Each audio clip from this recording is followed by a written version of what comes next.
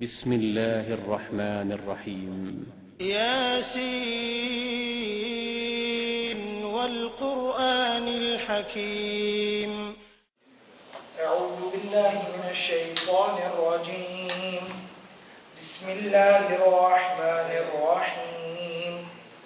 ويقولون متى هذا الوعد إن كنتم صادقين ما ينظرون إلا صيحة واحدة تأخذهم وهم يخصمون فلا يستطيعون توصية ولا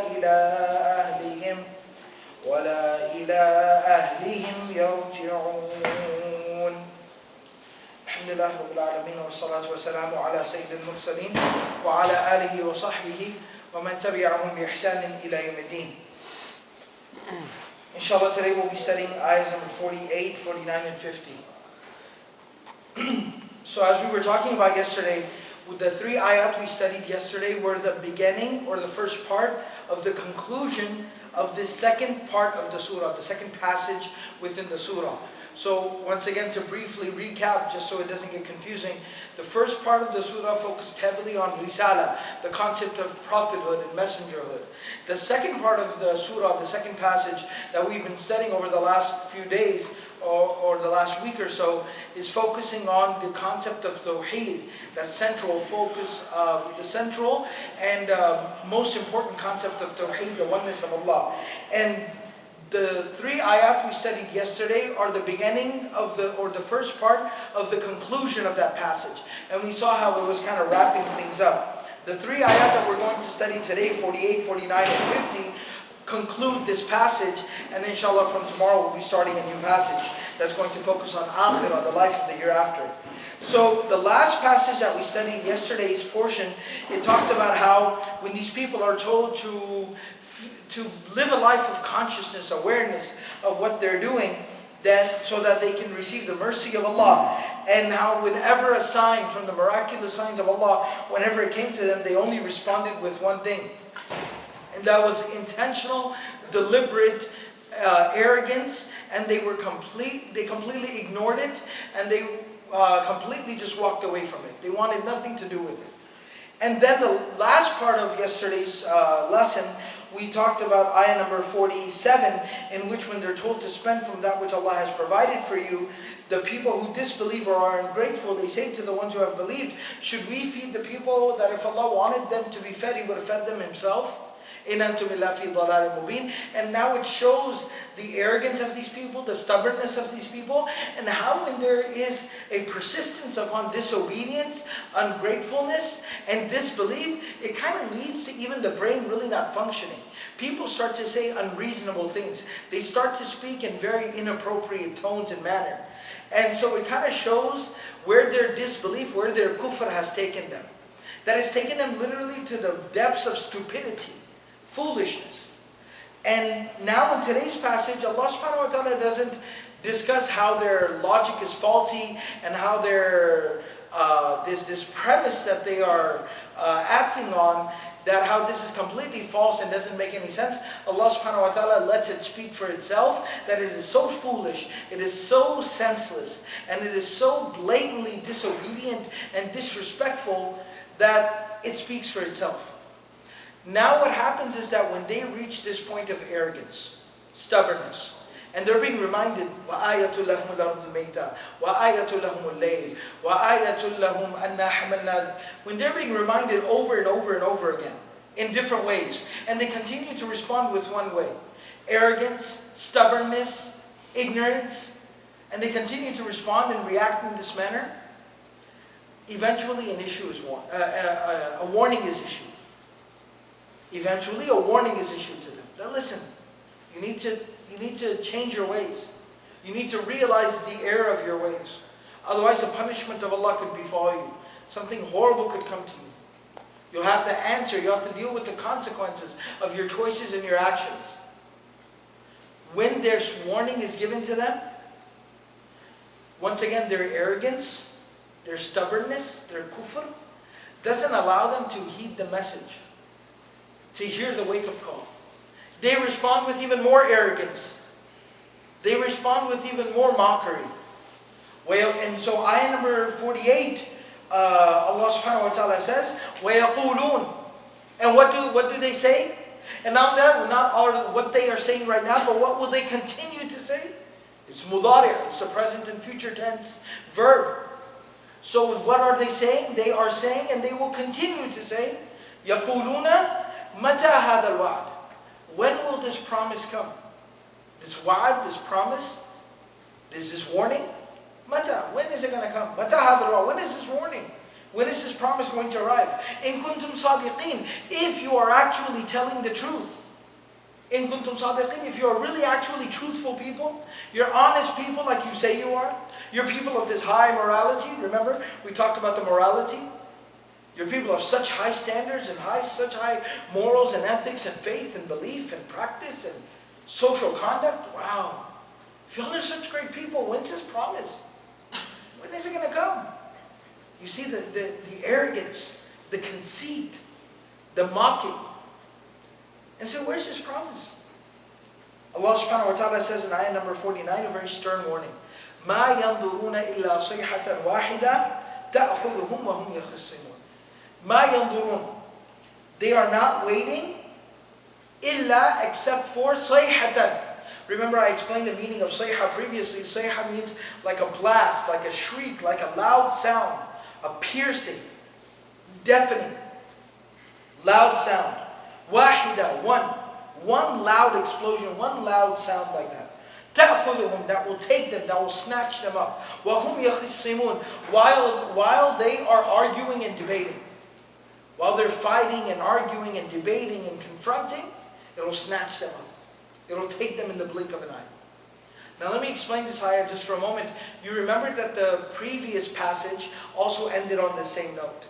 When it talked about them refusing and rejecting the messengers and killing that man that spoke on behalf of the messengers and supported the messengers, what did Allah subhanahu wa ta'ala say? That Allah didn't make some huge elaborate arrangement and preparation for their destruction. No. Allah subhanahu wa ta'ala, وَمَا أَنزَلْنَا عَلَىٰ قَوْمِهِ مِنْ بَعْدِهِمْ مِنْ جُنْدٍ مِنَ السَّمَاءِ وَمَا كُنَّا مُنْزِلِينَ. Allah says we don't send it down for people like this. They're not worth the trouble. إِنْ كَانَتِ إِلَّا صَيْحَةً وَاحِدَةً فَإِذَا هُمْ خَامِدُونَ. It was nothing but one loud, piercing sound that literally made their heads explode. فَإِذَا هُمْ خَامِدُونَ. They were just put out like that. Like you put out a candle. Poof, just done, gone. So similarly, Allah is ending this with that same note. That they can continue to disobey, disbelieve, ignore, reject, refuse the clear, evident signs of Allah that are all around them. They can continue to do it. But Allah says, مَا يَنْظُرُونَ إِلَّا صَيْحَةً. They say, when is this promise coming? We're waiting, bring it. Allah says they're waiting for nothing but that one loud, piercing, deafening explosion sound. تَأْخُذُهُمْ, that will just snatch them up. They'll be done in an instant. وَهُمْ يَخِصِّمُونَ. While they're just standing around fighting and talking and arguing with each other.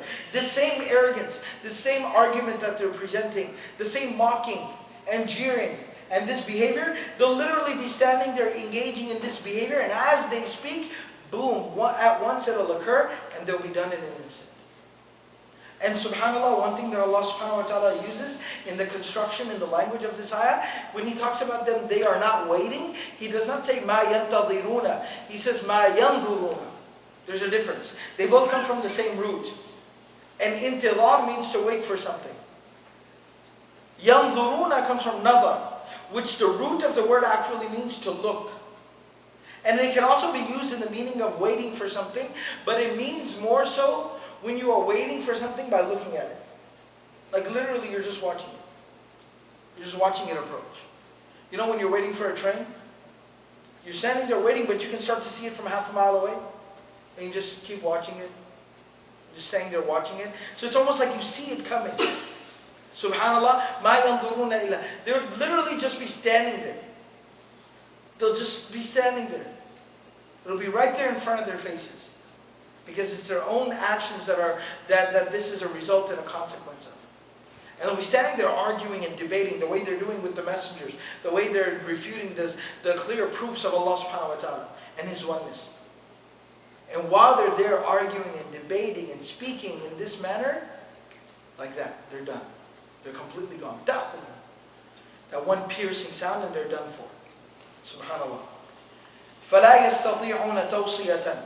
Allah subhanahu wa ta'ala says they will not be able to, they will not have the ability to تَوْصِيَةً.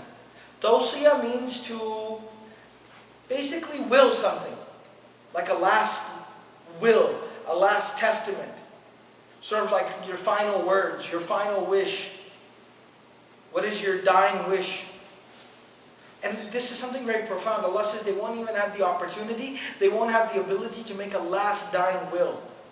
To be able to just say something to someone that just please watch out for this, or take care of this, or just nothing. They won't have a chance to say anything. And I want you to think about what that means. First of all, it shows how unfulfilled their life was. They refused, they rejected, they didn't believe. Why? Because they wanted to live it up in this life. But their life was so unfulfilling that they weren't even able to make a dying wish, a last request. They weren't able to make a last will. Not even say anything before they died. Nothing. So unfulfilled. Not only that, but there's something else to think about. You know when somebody's convicted of a crime and they're sentenced to death? They're sentenced to death, they get the death penalty. He's on death row. This person's going to, he's a known criminal, convicted criminal, and he's going to be executed for his crime. Doesn't even that despicable, think about it if it's a serial killer. If it's a serial murderer, rapist, killer. Just a horrible scum of a human being. But even that guy, doesn't he get a last dying request? Yeah. They let him talk to a priest. They let him meet with some of his family members. They ask him what he'd like to eat for his last meal. And when they have him strapped up in the execution chamber, they even let him say a last few words. You have anything you want to say? Do you want to apologize to the family? Do you want to say anything? I mean, even somebody in that position gets to say something, has some last dying request, some will. These people, not even that much. فَلَا يَسْتَطِيعُونَ تَوْصِيَةً وَلَا إِلَىٰ أَهْلِهِمْ يَرْجِعُونَ. And nor are they returning back to their family. They will not return back home to their family. They won't get to see their family again. That's it. They're done for. So this is Allah subhanahu wa ta'ala talking about the result, the consequences, the outcome of these people. What is going to happen, what is going to transpire with these people. Very similar to the fate of the people that was talked about who refused, who rejected the messengers. إِنْ كَانَتْ إِلَّا صَيْحَةً وَاحِدَةً فَإِذَا هُمْ خَامِدُونَ يَا حَسْرَةً عَلَى الْعِبَادِ مَا يَأْتِيهِمْ مِنْ رَسُولٍ إِلَّا كَانُوا بِهِ يَسْتَهْزِئُونَ. So similarly here, Allah subhanahu wa ta'ala is letting us know that these people as well, that مَا يَنْظُرُونَ إِلَّا صَيْحَةً وَاحِدَةً فَتَأْخُذُهُمْ وَهُمْ يَخِصِّمُونَ. That they are similarly going to just one sound, one piercing sound, and that's it, they'll be done for. While they're still standing around, arguing and debating with each other, and arguing about what? Denying the obvious, denying the apparent, refusing to believe in that which was beneficial for them. They did themselves in. This is a consequence, a result of their own choice and their own actions. May Allah subhanahu wa ta'ala protect us all. So this concludes the second passage, inshallah. From tomorrow, we'll start the next passage, which we'll be focusing on the life of the hereafter, inshallah. Subhanallahi wa bihamdihi, subhanakallahumma wa bihamdik, nashhadu an la ilaha illa anta nastaghfiruka.